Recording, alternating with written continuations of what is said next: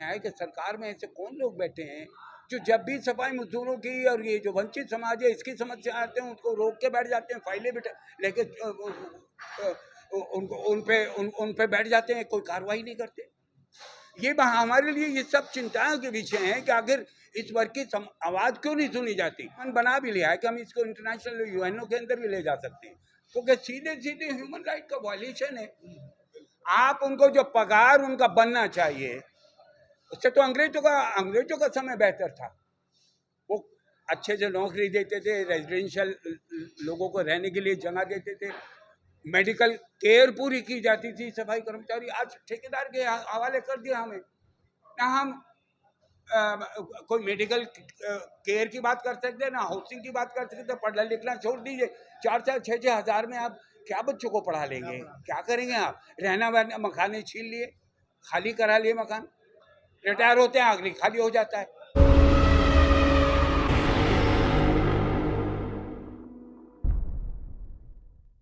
दिवस जो मनाया है, इस पे टोटल है ये कि चिंतक बैठक थी, चिंतन थे इसमें, किस तरीके के चिंतन और किस तरीके के मुद्दे जो आपने इसमें रखे थे, यानी किन मुद्दों पर आपने चिंता व्यक्त करी कि क्या जो सफाई मजदूर है उनकी क्या परेशानियाँ? देखिए, हमारी चिंता सिर्फ ये है कि देश आज़ाद होने के बाद सभी वर्गों के लिए सरकार की तरफ से कुछ ना कुछ किया गया, लेकिन एक ऐसा वर्ग है जिसे गांधी सबसे अपने निकट मानते थे।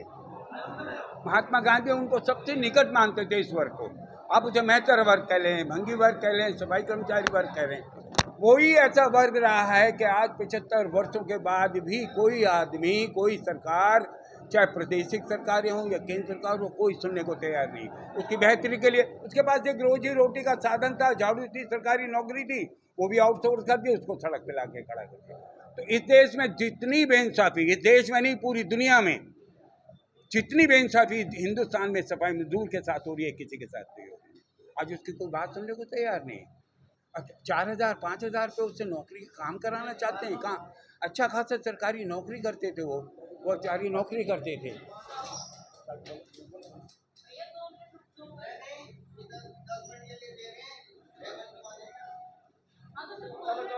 चलो आगे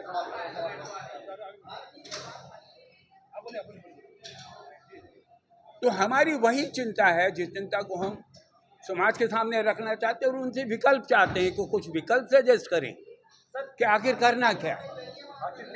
तो सर एक बात बताइए, ये वही भारत है जिसके अंदर ईवीएम बैन करने के लिए आंदोलन किए जाते हैं, जबकि यहाँ पर जितने सफाई कर्मचारी अपने हाथों से सीवर में घुसकर जहरीली गैस के बीच में सफाई करते हैं और यहाँ पर जो इक्विपमेंट है वो उनको मुहैया नहीं कराती सरकार, तो उसके लिए क्या काम कर रहे हैं? जैसे इसके लिए जैसे ईवीएम मैंने आपसे कहा ना, देखिए ईवीएम पर और कई मुद्दों पर सब लोग सड़क पर आते हैं, लेकिन यही तो बदनसीबी है समाज की कि इस वर्ग के लिए कोई नहीं आएगा।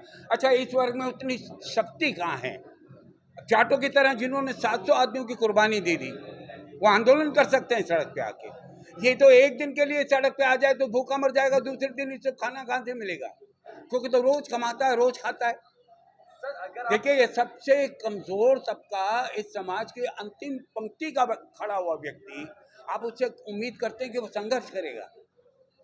सर, आपको नहीं लगता कि अगर ये जो समाज है, अगर एक दिन काम पर रह जाए तो प्रदेशों की, यानी कि जो जैसे दिल्ली जैसी राजधानी की हालत खराब हो जाती है, तो आपको नहीं लगता कि अगर इस तरीके के अगर प्रदर्शन किए जाए, आवाज उठाई जाए, तो कहीं ना कहीं सरकार ऐसे आंदोलन होते रहे, प्रदेशों में होते रहे, लेकिन मुझे मतलब हम लोग इतने उम्मीदें छोड़ चुके हैं कि कोई ऐसा नहीं कि कोई आंदोलन नहीं हुए, सड़कों पे नहीं आए, बहुत बारी आए हैं, लेकिन उनको सुनने को, मैंने आपको बताया 82 मेंबर्स ऑफ पार्लियामेंट का मेमोरेंडम मिसेस गांधी को 1975 में दिया गया, और उसमें उस तरह की समस्याएं नहीं थी जो आज हैं। आज भयंकर समस्याएं, बड़ी सिंपल सी समस्याएं थी, और मिसेस गांधी ने ये कहा था कि हम 2 दिन के अंदर कार्रवाई शुरू कर देंगे। लेकिन मुझे ये समझ नहीं आया कि सरकार में ऐसे कौन लोग बैठे हैं जो जब भी सफाई मजदूरों की और ये जो वंचित समाज है इसकी समस्या आते हैं उसको रोक के बैठ जाते हैं, फाइलें लेके उन पे बैठ जाते हैं, कोई कार्रवाई नहीं करते। हमारे लिए ये सब चिंताओं के विषय हैं कि आखिर इस वर्ग की आवाज क्यों नहीं सुनी जाती। जब तक गांधी जिंदा थे, तब तक गांधी का इन्फ्लुएंस था कांग्रेस पर, तो सुनाई होती थी। लेकिन जो आपकी चिंता बैठक है, इसके अंदर क्या नतीजा निकला कि किस तरीके से सरकार नहीं जो बहरी हो चुकी है उसके नहीं, अभी हमारे पास कई विकल्प हैं। जैसे सुप्रीम कोर्ट जाना, उच्चतम न्यायालय में, जो सबसे बड़ा न्यायालय है। और फिर दूसरा, इस इशू को इंटरनेशनल लेवल पे ले जाना, हमने अब ये मन बना भी लिया है कि हम इसको इंटरनेशनल यूएनओ के अंदर भी ले जा सकते हैं, क्योंकि सीधे सीधे ह्यूमन राइट का वायलेशन है। आप उनको जो पगार उनका बनना चाहिए, उससे तो अंग्रेजों का समय बेहतर था। वो अच्छे से नौकरी देते थे, रेजिडेंशियल लोगों को रहने के लिए जगह देते थे, मेडिकल केयर पूरी की जाती थी। सफाई कर्मचारी आज ठेकेदार के हवाले कर दिया हमें ना। हम कोई मेडिकल केयर की बात कर सकते हैं, ना हाउसिंग की बात कर सकते। पढ़ना लिखना छोड़ दीजिए, 4-6 हज़ार में आप क्या बच्चों को पढ़ा लेंगे? क्या करेंगे आप? रहना वहना, मकाने छीन लिए, खाली करा लिए मकान, रिटायर होते हैं, आखिरी खाली हो जाता है। आज की मीटिंग का क्या उद्देश्य था? नहीं, और ये सीधा उद्देश्य तो यही है कि हम लोग हारेंगे नहीं, हमारा संघर्ष रहेगा। आज हमें ये आपको बताया कि हमने कम से कम ये 45वां सफाई मजदूर दिवस मना रहा हूँ। ये मैं मना रहा हूँ, हमारे से पहले हमारी टीम मना रही है, फिराए बैठे हैं। उससे पहले भगवान दास जी मनाते थे।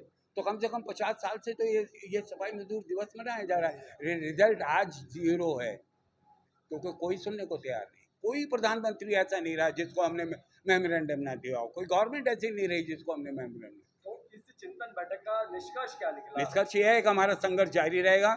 और अब हमने 2-3 विकल्प रखे हैं। अब आप सरकार के पास नहीं जाएंगे, अब सीधे कोर्ट से बात करेंगे या इंटरनेशनल लेवल पर जाएंगे।